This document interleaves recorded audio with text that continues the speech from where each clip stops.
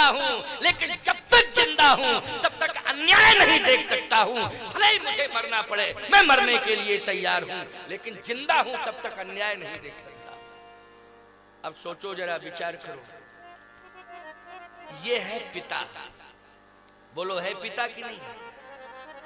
कितना प्रेम करता है पुत्री से पिता कि जिंदा है तो मरने को तैयार है, लेकिन अन्याय बर्दाश्त नहीं कर सकता है। ये पिता है। पिता के सामने पुत्री दुखी कैसे रह सकती? इसलिए सीते पुत्री करसी जन त्रासा, ओ करी हूं जातु धान करना। मैं आ रहा हूं, घबराओ नहीं। और गिद्धराज जटायु ने ऐसा वार किया, चौचन मार विदारिश देही, और दंड एक भई मूर्छाते ही। रावण जैसे बेहोश होकर के गिरा तो जो पक्षी मड़रा रहे थे उनको आश्चर्य हुआ, देख के आश्चर्य हुआ ना, गजब हो गया, गजब हो गया, गजब हो गया।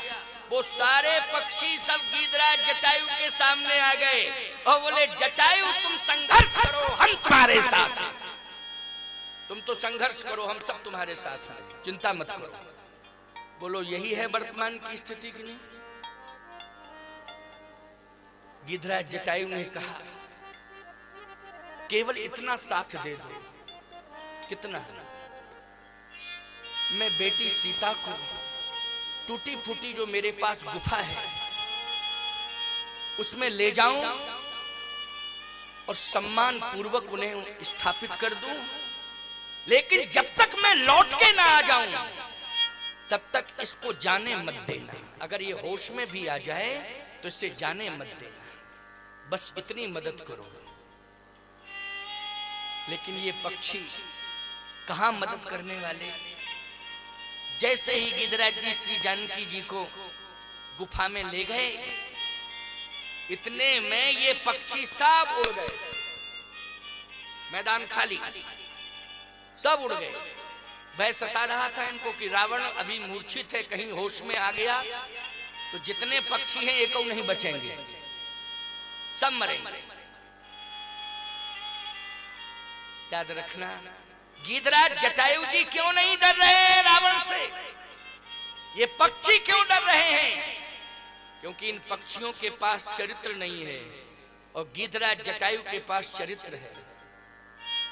निर्बल बलवान से डरता है, निर्धन धनवान से डरता है, मूर्ख विद्वान से डरता है, लेकिन चरित्रवान से सब डरते हैं। चरित्र में बड़ी ताकत होती है, इसलिए चरित्रवान बनो। गिद्धराज जटायु रावण से नहीं डर रहे हैं, क्यों? चरित्रवान है, क्या डरना। जैसे ही किशोरी जी को गुफा में स्थापित किया और कहा, बेटी ये घर है, सोने का भवन नहीं है। जनकपुर में सुंदर सदन है, अयोध्या में कनक भवन है, लेकिन ये गरीब बाप है, इसके पास टूटी फूटी गुफा है।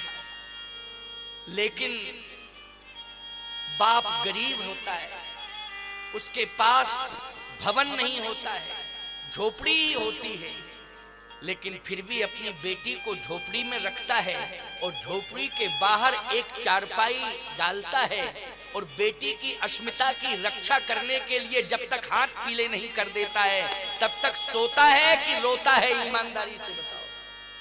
वो रात भर रोता है कि जब तक मैं अपनी बेटी का हाथ पीला नहीं कर दूंगा तब तक मुझे नींद आने वाली नहीं है। ये गरीब बाप बेटी की प्रतिष्ठा को बचाने के लिए रात भर रोता रहता है कि मैं अपनी बेटी का हाथ पीला जब कर दूंगा तभी मुझे नींद आएगी। गरीब से गरीब बाप, उसका सबसे बड़ा धन है बेटी, सबसे बड़ी इज्जत है बेटी, सबसे बड़ी प्रतिष्ठा है बेटी। इसलिए बेटियों से भी हाथ जोड़ के मेरी प्रार्थना है कि बाप की प्रतिष्ठा जैसे भी बच सकती हो पूरा प्रयास कर लेना कि बाप की प्रतिष्ठा न जाने पावे समाज। ये बेटियों से मेरी हाथ जोड़ के प्रार्थना है, भूल करने की आवश्यकता नहीं। एक बाप की प्रतिष्ठा का सवाल है। बेटी वही है जो बाप की प्रतिष्ठा को बचाए। पुत्री पवित्र किए कुल दो, सुजस धवल जग कहे सबको। आज बेटियों को बहुत बड़ी प्रेरणा मिल रही है इस प्रसंग से। लेकिन वापस जब जटायु जी पहुंचे तो तब सक्रोध निश्चर खिसियाना और काडिश परम कराल कृपाना, उसने कृपाण निकाली। जैसे ही कृपाण सामने आई जटायु जी के, तो जटायु जी बैक नहीं हुए, पीछे नहीं हटे। कृपाण से भयभीत नहीं है, क्योंकि चरित्रवान मौत को चैलेंज करता है, मौत से डरता नहीं है। बोलो भाई, जो चरित्रवान होता है वो मौत को चैलेंज करता है, मौत से डरता नहीं है। गिरिधराज जटायु जी मौत से डरे हैं कि चैलेंज किया मौत को। बोलो, चैलेंज किया, कहा ये तेरी कृपा, इससे मैं डरता नहीं हूं, लेकिन तूने मेरी बेटी के अपमान करने का दुस्साहस किया है रावण। आज भले ही तू कृपाण लेकर के मेरे सामने आ गया है, लेकिन तेरी कृपाण मेरा कुछ नहीं बिगाड़ सकती है, क्योंकि मेरे ऊपर प्रभु राम की कृपा है, तो मैं कृपाण से डरने वाला नहीं हूं। जिसके ऊपर भगवान की कृपा होगी वो कृपाण से डरेगा क्या? और जटायु जी ने आक्रमण किया, और जैसे ही आक्रमण किया तो उस कराल कृपाण से रावण ने दोनों पंख काट दिए। प्यारे, दोनों पंख कटे तो याद रखना, उस समय राम राम राम राम राम राम की ध्वनि उच्चरित हो रही है। काटी सी पंख परा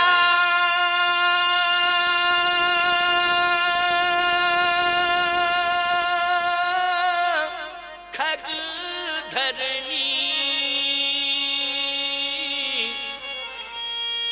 सुमिरी राम कर अद्भुत करनी। सुमिर राम कर अद्भुत करनी। राम राम राम राम कह के गिर पड़े धरती पर। जैसे राम राम राम राम कह के धरती पर गिरे, श्री किशोरी जी ने आवाज सुन ली।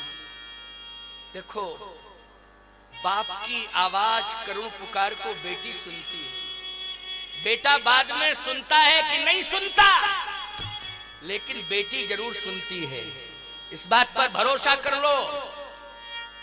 जून के महीने में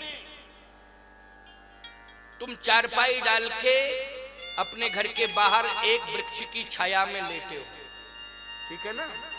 जून के महीने में तुमने अपने बेटे से कहा कि मैं बूढ़ा हो गया हूं, तू भी मेरे बगल में लेट जा। किसी तरह से बेटा लेट गया। बेटी घर के अंदर लेटी हुई है। उदाहरण दे रहा हूं, सुनते जाओ। बेटी घर के अंदर लेटी है। बूढ़े बाप को रात्रि के 12 बजे प्यास लगी। बगल में बेटा लेटा है। बाप ने कहा, बबुआ ओ बेटा। तो पहले तो तुमने सुना नहीं। जब उसने ज्यादा ही हिलाया डुलाया तो तुम कहते हो हाँ क्या बात है, बोलो। कहे प्यास लगी है, पानी पिला दो। तो तुम्हारी आंखें लाल, कल से तुम्हारे बगल में नहीं लेटे। तुम दिमाग खराब करते हो, पूरी नींद बर्बाद कर दी तुमने। खूब नींद नहीं आती है, हमको परेशान करते हो। क्यों भाई, बात गलत बोल रहा हूं मैं? जल्दी बोलो।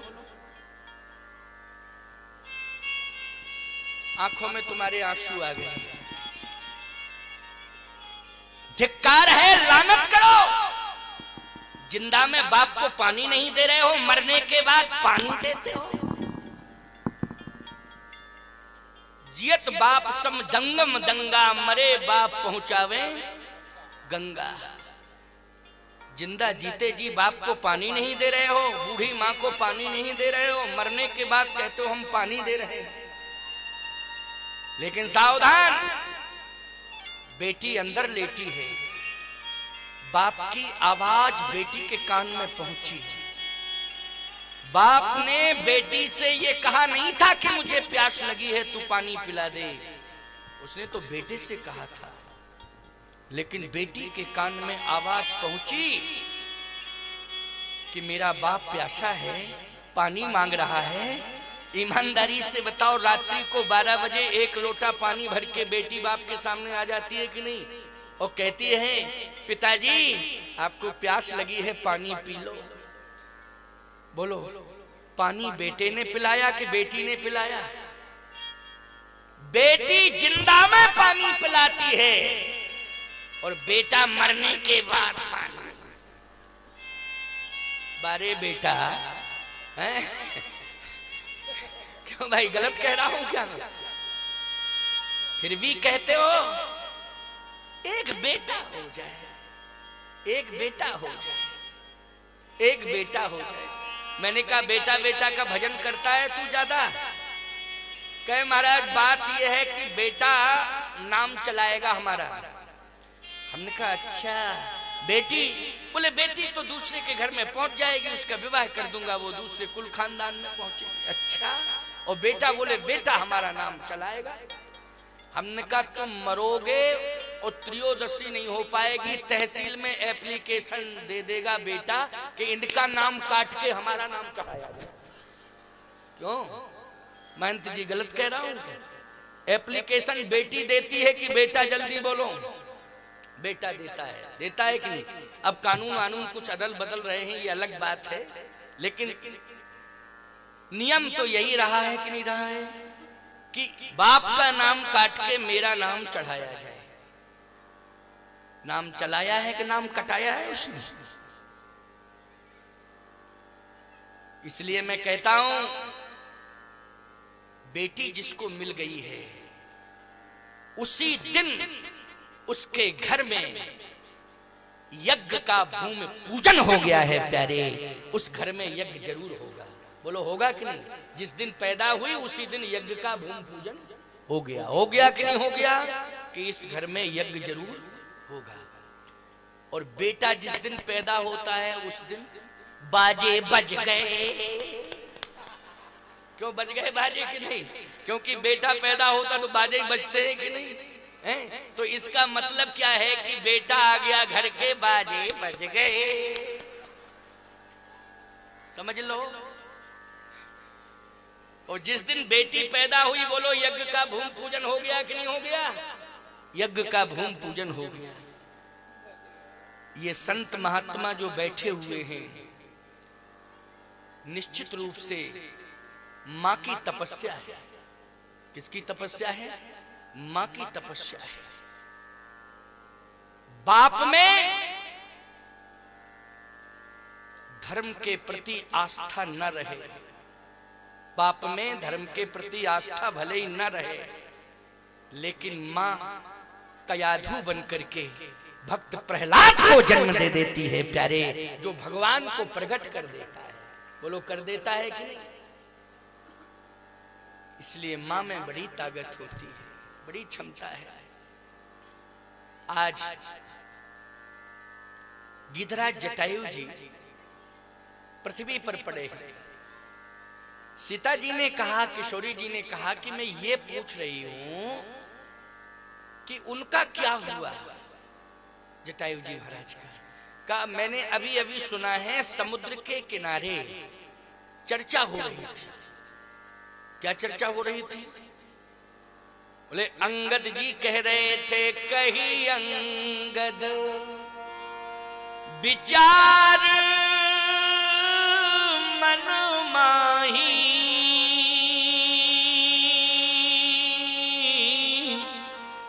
धन्य जटायु सम को नाही। लेकिन जटायु के समान कोई धन्य नहीं है। आगे सुनाओ। हनुमान जी के आंखों में आंसू आ गए। कहा माता जी उनके बारे में यही समाचार मिला कि राम काज कारण तनु त्यागी, हरिपुर गए परम बड़ भागी। बस जानकी जी ने अपना मस्तक पृथ्वी पर पटक दिया। जटायु जी नहीं रहे, इस दुनिया में नहीं रहे। कहा माता जी सुना तो यही है, राम काज कारण तन त्यागी, हरिपुर गए परम बड़ भागी। जानकी जी ने कहा मैं ये पूछ रही हूं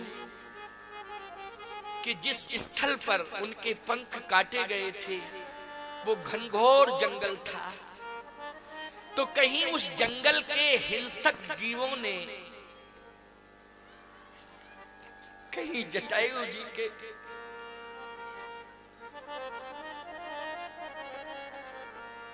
शरीर को छत विच्छित तो नहीं किया? कहा माता जी उनसे बड़ा भाग्यवान इस दुनिया में कोई नहीं है। जैसे ही उनके पंख कटे तुरंत प्रभु राम उनके पास आ गए प्रभु राम। हाँ, फिर क्या हुआ? बोले उनको उठा के गोद में लिटा लिया। यही कथा है कि नहीं? बोलो, यही कथा है ना? प्रभु राम ने अपने हाथों से उठाया और अपनी गोद में लिटा लिया। जानकी जी ने कहा यही सुनना चाहती थी। गोद में भगवान ने उठाया, गीध को गोद में राख दया निधि नैन सरोजन में भरिवारी, बारही बार समारत पंख जटायु के धूल जटान सो झारी। भगवान ने उठाया और गोद में लिटा लिया। जब दशरथ जी महाराज प्राणांत कर रहे थे तो उस समय कौशल्या जी ने गोद में उठाया, तो उठाया ना। और जटायु जी महाराज जब प्राणांत कर रहे थे तो प्रभु राम ने गोद में उठाया।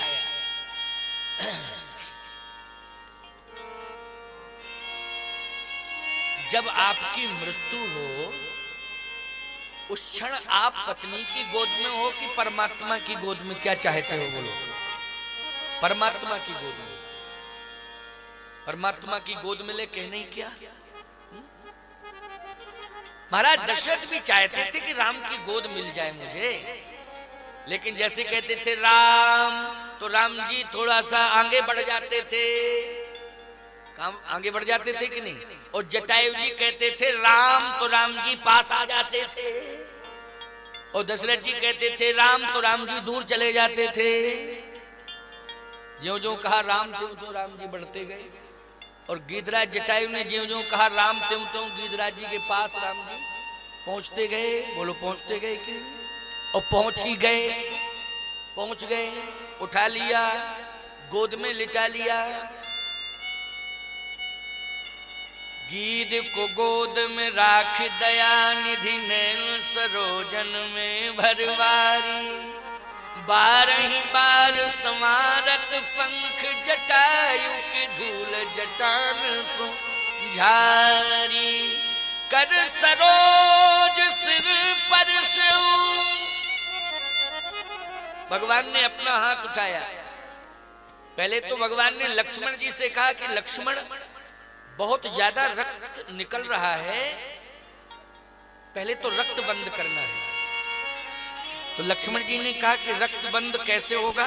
कहा एक काम करो लक्ष्मण, जंगल से कोई जड़ी बूटी लाओ, और वो जड़ी बूटी ऐसी लाना कि जिसको लगाने से रक्त बंद हो जाए। लक्ष्मण जी बोले प्रभु जंगल में पूरा भ्रमण कराऊं, खोजूं, लेकिन जंगल में कोई ऐसी बूटी नहीं मिलेगी कि जिससे रक्त बंद हो जाए। क्यों नहीं मिलेगी ऐसी बूटी? कहे सरकार ऐसी बूटी तो आपके हाथ में है, जंगल में नहीं है। मालूम है हमारे हाथ में तो कोई बूटी नहीं है। लक्ष्मण जी ने कहा सरकार आपके हाथ में ऐसी बूटी है कि जिस बूटी के प्रयोग से त्रैताप दूर हो जाते हैं। त्रैताप होते हैं ना, 3 ताप, दैहिक, दैविक और भौतिक। अच्छा बोलो, संसार में कोई ऐसी बूटी बताओ जिससे तीनों ताप नष्ट हो जाते हो? जल्दी बोलो, है कोई ऐसी बूटी? किसी वैद्य के पास हो तो बताओ जरा। नहीं है। केवल एक परमात्मा के हाथ में ऐसी बूटी है कि दैहिक, दैविक, भौतिक, ये जो तीन ताप है, ये त्रय ताप से व्यक्ति मुक्त हो सकता है। ये परमात्मा के हाथ की ताकत। लक्ष्मण जी ने कहा सरकार आप हाथ रखिए। तो तुलसीदास जी से पूछा गया कि ये सत्य है? तुलसीदास जी बोले बिल्कुल सत्य है। शीतल सुखद छाही जही कर की, शीतल सुखद छाही जही कर की, मेटत पाप ताप माया, निस्वा सरतहि कर सरोज की, चाहत तुलसीदास छाया। तुलसीदास जी कहते हैं भगवान के हाथ में ये ताकत है कि दैहिक, दैविक, भौतिक, ये तीनों ताप नष्ट हो जाते हैं प्रभु का हाथ जिसके ऊपर आ जाए। लक्ष्मण जी ने कहा आप रखिए तो थोड़ा हाथ रखिए। कर सरोज सिर पर शिव कृपा सिंधु रघुवीर, निरख राम छवि धाम मुख विगत भई सब पीर। जैसे भगवान ने हाथ रखा सारी पीड़ा चली गई। जैसे पीड़ा गई नेत्र खुल गए, भगवान का दर्शन हो रहा है। गिरिराज जटायु ने कहा तुम कौन हो? तो गद गद होए बोले प्रभु मैं ही हूं वह राम, गिरिराज देखो तुम्हें करता राम प्रणाम। हे गिरिराज जी महाराज, ये राम प्रणाम कर रहा है, राम का प्रणाम स्वीकार करो। राम, जिस राम का मैं स्मरण कर रहा हूं वही राम। तो गोस्वामी जी ने कहा सुमरत राम चरण चिन्ह रेखा, आगे परा गीधपति देखा, सुमरत राम चरण चिन्ह रेखा। बोले ये राम राम वाणी से कह रहा, लेकिन फिर सुमरत राम चरण चिन्ह रेखा, राम जी के चरणों में जो रेखाएं हैं उनका स्मरण कर रहा। कहे क्यों राम राम पहले कह रहे थे? गिरिराज जटायु बोले बात यह है कि राम राम तो हम कह रहे थे, लेकिन मैंने देखा कि राम राम कहने वालों की बड़ी लंबी भीड़ है। तो जो राम पहले से बोल रहा होगा राम उसके पास जाएंगे, है ना? तो फिर आप राम राम लेने वालों की भीड़ ज्यादा थी, तो आप एक काम करते क्या, राम जी के चरणार बिंदों का ध्यान करते। गिरिराज जटायु ने कहा मैंने ये सोचा श्री राम भद्र के चरणार बिंदों में भी ध्यान करने की कोशिश की, लेकिन चरणों में भी भीड़ लगी थी ज्यादा। पद राजीव बरन नहीं जाही, मुनि मन मधुप बसई जिन माही। बड़े बड़े अमलात्मा बिमलात्मा हंस परमहंस भगवान के चरणों में बैठते जा रहे थे, स्थान लेते जा रहे थे, जगह खाली नहीं थी, चरण भी भरे हुए थे। तो फिर गिरिराज जटायु ने कहा कि मैंने फिर विचार किया कि चरण रज ले लूं, चरण रज का ध्यान करूं। चरण में भीड़ है तो रज तो फुर्सत में होगी। तो जैसे ही मैंने रज लेने की कोशिश की तो अहिल्या कह रही थी हमें दे दो। तो पहले अहिल्या लाइन में लगी थी, वो रजई मांग रही थी, चरण कमल रज चाहती कृपा करो रघुवीर। तो अहिल्या ने रज ले ली और फिर मैंने सोचा कि थोड़ी बहुत बचेगी जरूर, तो आगे और ध्यान किया तो जो बची उची रज थी वो गंगा के किनारे केवट ने धोके पी ली। क्यों भाई? केवट ने क्या किया? धोके ही पी ली उसने। अब जब केवट ने रज धोके पी ली, अब रज बची कहाँ। मैंने सोचा कि चरण में जो रेखाएं हैं वो रेखाएं अभी खाली हैं, उनका ध्यान करना चाहिए। सुमरत राम चरण चिन्ह रेखा। भगवान ने कहा गिरिराज जटायु जी मैं आ गया हूं और आज मैं आपको पिता मान रहा हूं, मुझे पुत्र के रूप में आप स्वीकार करें। गिरिराज जटायु ने कहा नहीं, मैं जाना चाहता हूं, बस आपके लिए ही रुका था, आपके लिए रुका था। वैसे तो मैं चला जाता लेकिन आपके लिए रुका था। मौत तो बहुत पहले आ गई थी लेकिन मैंने रोक दिया उसको। एक बात आपको और बताएं, जो चरित्रवान होता है उसकी इच्छा मृत्यु होती है, इच्छा मृत्यु। आपको भीष्म पिता में भी तो चरित्रवान थे, लेकिन उनको तो 6 महीने तक बाणों की सैया पे लेट के मौत का इंतजार करना पड़ा। तो विद्वानों का मत है कि वो उत्तरायण सूर्य का इंतजार कर रहे थे कि उत्तरायण सूर्य का हमें दर्शन हो जाए, हम तब महाप्रयाण करें। मैं एक बात कहता हूं, भगवान जिसके सामने हो उसे उत्तरायण और दक्षिणायन पर विचार नहीं करना चाहिए। बोलो भैया, जब भगवान ही सामने है फिर उत्तरायण, जब रामाई जी खड़े हैं, भगवान कृष्ण खड़े हैं, तब उत्तरायण और दक्षिणायन का क्या विचार करना। सन्मुख होए जीव मोहे जबहि, जन्म कोटि अघनासै तबहि। क्या उत्तरायण और दक्षिणायन पर विचार करना था। लेकिन याद रखो, इच्छा मृत्यु का वरदान प्राप्त करने वाले भीष्म पितामह को 6 महीने तक मौत का इंतजार करना पड़ा और बाणों की सैया पे लेट करके मौत का इंतजार करना पड़ा। बोलो करना पड़ा कि नहीं। सैया भी बाण की। यहाँ गिरिराज जी को सैया कौन सी मिली बोलो। भगवान की गोद की सैया मिली कि नहीं मिली है।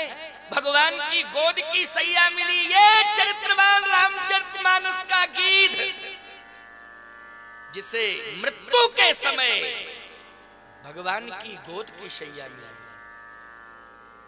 तकिया भी लगाया तो भगवान ने अपना हाथ लगा दिया। बोलो लगा दिया कि नहीं।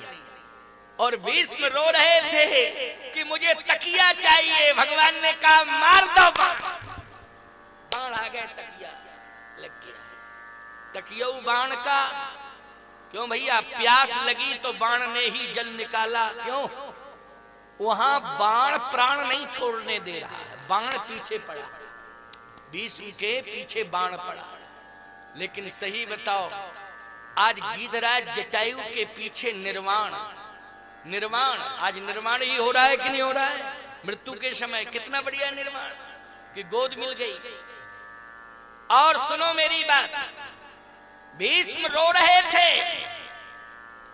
और जटायु जी हंस रहे थे। मृत्यु के समय जटायु जी हंस रहे थे और भीष्म पितामह रो रहे थे। और मन ही मन भगवान कृष्ण हंस रहे थे। हंस रहे थे कि नहीं। और यहाँ गिरिराज जी रो रहे, हंस रहे थे और भगवान राम रो रहे थे। रो रहे थे कि नहीं। जल भरी नयन कहत रघुराई,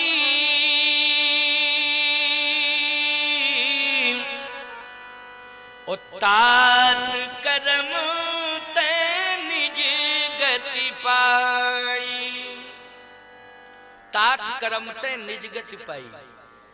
भगवान कह रहे हैं कि मेरा कोई एहसान नहीं है, आपने जो कर्म किया है उस कर्म के परिणाम स्वरूप आज आपको गति मिल रही है। बोलो किसके परिणाम स्वरूप गति मिली, जल्दी बोलो। कर्म के कारण, जो आपने कर्म किया। इसका मतलब है कि भीष्म पितामह का कर्म बिगड़ गया था और गिरिराज जटायु का कर्म संभल गया था। कर्म को संभालने की कोशिश करो, कर्म बिगड़ने ना पावे। कर्मानुसार आपकी देह किसी भी जाति में आई, कर्मानुसार आपका जन्म किसी भी जाति में हुआ, लेकिन प्यारे कर्म बिगड़ने से आपको ये गिलानी हो रही होगी कि हमको साधारण जाति में पैदा होना पड़ा। समझ गए हो कि नहीं? हम जाति वाति का नाम नहीं लेते, संकेत कर देते हैं केवल। आपको गिलानी हो रही होगी कि हमारा जन्म तो बहुत ही निम्न जाति में हुआ, लेकिन मैं दावे के साथ कह रहा हूं कर्म के माध्यम से अपनी मृत्यु को सुधार लो। कर्म के माध्यम से अपनी मृत्यु को सुधार लेना प्यारे। मैं दावे के साथ कह रहा हूं, महाराज दशरथ ने तपस्या करके राम को पुत्र के रूप में प्राप्त किया था, लेकिन गीधराज जटायु ने सत्कर्म करके राम को पुत्र के रूप में प्राप्त कर लिया। बोलो ये सत्कर्म की विशेषता है। बोलो गीध अधम खग आमिष भोगी, गति दीनी जो जाचत जोगी। बोलो अधम पक्षी है कि नहीं? ऐसी निम्न जाति में पैदा हुआ कि सड़ा मांस खाता है गीध। गीध जाति में गीध क्या करते हैं? सड़ा ही मांस तो खाते हैं। बोलो निम्न जाति में, लेकिन गति दीनी जो जाचत जोगी। एक और बढ़िया बात आपको बताएं इसी क्रम में, क्योंकि क्रम आगे का बढ़ता जा रहा है। मैंने आपको ये बताया था कि मैं किष्किंधा कांड तक पहुंचूंगा और किष्किंधा कांड में कथा को विश्रामित करूंगा। अरण्य कांड चल रहा है। कौन सा कांड? अरण्य कांड चल रहा है। और गीधराज जी की मृत्यु का स्वरूप कथा क्रम में वर्णित हो रहा है कि नहीं? आप जानते हो पक्षी जाति में अधम पक्षी होता है गीध, लेकिन प्यारे पशु जाति में मैं पावर पशु कपि अति कामी। क्यों भाई? ये सुग्रीव जी ने खुद कहा है, मैं पावर पशु कपि अति कामी। मैं वानर हूं, पशु योनि में हूं, पावर पशु। लेकिन याद रखना, सुग्रीव जी तो भगवान के सखा बन गए, लेकिन बाली को भगवान ने अपना धाम दिया कि नहीं दिया? राम बाली निज धाम पठावा। ना तो गीधराज जी जाना चाहते हैं भगवान के धाम और ना बाली जाना चाहता है भगवान के धाम, लेकिन दोनों को भगवान ने अपना धाम दिया कि नहीं दिया? गीधराज जी भी भगवान के धाम नहीं जाना चाहते थे। वो ये कह रहे थे कि सरकार बस आप आ गए, सीता की सुध आपको सुनाना चाहता था, अब मैं जा रहा हूं। भगवान बोले नहीं नहीं, अब मैं जाने नहीं दूंगा, जाने नहीं दूंगा। हंस रहे थे गीधराज जी महाराज। जल भरी नयन कहत रघुराई, तात करम ते निज गति पाई। तन तजता